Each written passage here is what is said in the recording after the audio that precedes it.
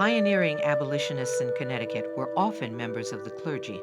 Pulitzer-Prize winning historian David Brion Davis discusses one important anti-slavery sermon delivered by Farmington's Reverend Levi Hart in 1775, 73 years before Connecticut finally outlawed slavery in 1848. I'd like to talk briefly this afternoon about an important document that has just come to light. The leading theological disciples of Jonathan Edwards, men like Samuel Hopkins, Joseph Bellamy, Levi Hart, and Jonathan Edwards Jr., became pioneering New England abolitionists at the time of the American Revolution, and indeed formed here in New Haven one of the early anti-slavery societies. Now, the Reverend Levi Hart, who was in the Yale class of 1760, published in 1775 an especially striking anti-slavery sermon, giving at Farmington, Connecticut, in which he said, given the turmoil of 1775, that the oppression England was inflicting upon the colonists was a form of divine punishment for their tolerating racial slavery. And in the sermon, he said that emancipation of the black slaves would enable white Americans to fight under the banner of the Lord's host and would ensure their victory. That publication has long been known, but in the most recent New England Quarterly, Professor John Salient of Western Michigan University edits and publishes an extremely important proposal for freeing the 5,085 Negro slaves in the colony of Connecticut, written by Levi Hart, which Professor Salient found in the Connecticut Historical Society. Not only did Salient find the manuscript by Hart, but also a letter from Samuel Hopkins in Newport to Hart back in Connecticut, saying that he thought Hart's plan was practicable if the public attention could be gained and people could be in earnest about it. Now, both Hopkins and Hart realized this was a big order, that is, to have the people in earnest in the year 1774. This is 10 years before Connecticut passed, finally, a very gradual emancipation law that only freed the children of slaves born after 1784 when they reached their mid-20s. And this is 74 years before slavery in Connecticut was actually abolished in 1848. Still, we have to realize that after millennia of global acceptance of slavery in all parts of the world, and at a time when Negro slavery was legal and was a reality from Canada to Chile, and in all of the colonies that were to become the United States, at a time that at this time, voices like Hopkins and Hart were among the first to repudiate all the biblical and secular arguments justifying the institution. And Hart even tried to find ways to overcome the very practical obstacles to any effective legislation. Now, he drew on the golden rule of role reversal, that is, how would you like to be a slave? And he also drew on Jonathan Edwards's famous doctrine of, quote, disinterested benevolence. Hart clearly asserts in this manuscript that enslaving and holding slaves are crimes. He uses that word crime repeatedly. In moral terms, he says it was a form of theft, and that the Negro slaves had the same right to freedom as their masters. Their roles could be reversed. And he said, moreover, it was impossible for any legislative body to give owners a right to own and keep slaves. But if Hart's moral judgments were equal to those of William Lloyd Garrison and the most extreme radicals of the 1830s, way back in 1774.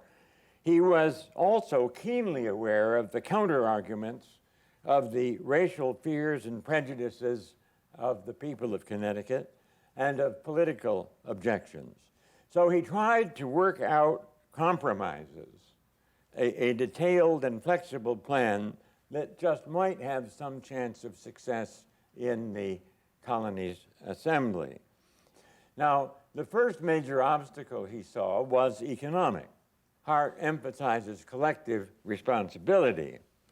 Further, he recognizes that many owners had paid for the upbringing and maintenance and what he calls the education of their slave children. And the owners also had a responsibility to maintain and support any slaves 50 years old or older when they would be much, much less productive. And he believed that some compensation should be given to their owners under certain circumstances, depending upon the length of time the owners had had the slaves, the age of the slaves, and so on. The second problem, after economics, was that most people felt slaves were not prepared to be immediately free and on their own, wholly responsible for themselves. Hart recognized that there was widespread white racial prejudice, and Hart, believed that blacks were not inferior in any innate or intrinsic way, let alone being a separate species. He felt that if they showed certain irresponsible characteristics, this certainly was the result of being held as slaves. To help sell this scheme, he suggested a brief probationary period, depending on age, so that most of the freed slaves would, for 2 or 3 years, be under the care of an overseer, and the selectmen in each town had to be sure that the freed slaves were treated well and were comfortably provided for. And he added that if there were adult former slaves of good character who wanted to return to Africa, and there were at that time still many slaves who were African-born, then the colony should pay for their transportation back to Africa. But he in no way endorsed an involuntary deportation of freed slaves. So what we have here is a fascinating combination, first of a kind of communal paternalism, where there would be a protection of the sanctioned property rights of the slave holders, even though they really had no right to own slaves. Still, the government had okayed that, and people had bought and sold slaves without any knowledge that this was illegal. There's a provision for some African colonization, for strict crime control, and the prevention of sexual intermixture. But on the other hand, we have the denunciation of slavery as an intolerable crime, and the assertion that all black slaves have natural rights. And there's even a belief in Hart's manuscript in the fundamental equality of blacks and whites, and the possibility that free blacks and whites could live together as they slowly emerged from the damages and prejudices inflicted by slavery.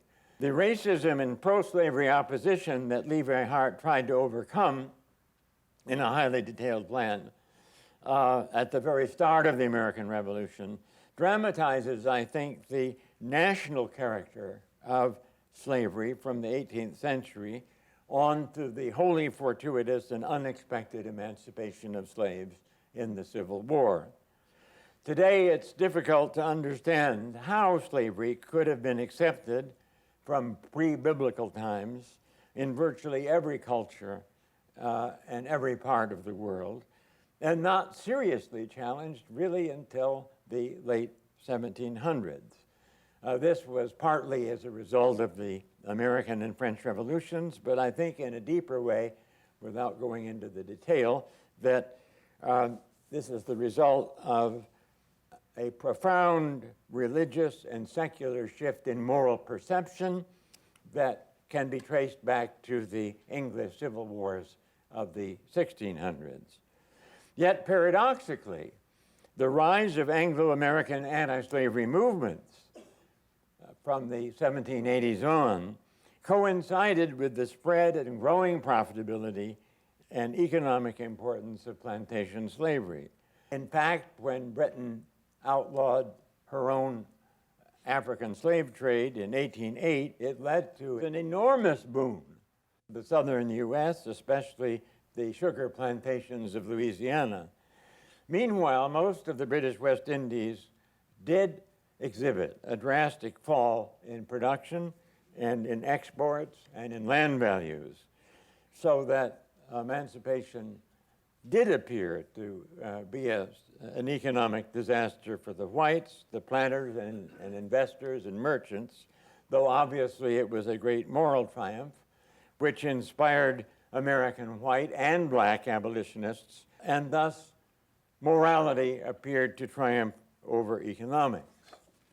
There's a great irony, I think, that an immensely profitable evil was finally abolished as the result of cooperation between the Levi Harts of both Britain and the Levi Harts of America, when the original Levi Hart was convinced that it was British oppression and the bloody American Revolution that came as God's retribution for the sin of enslaving Africans. I thank you.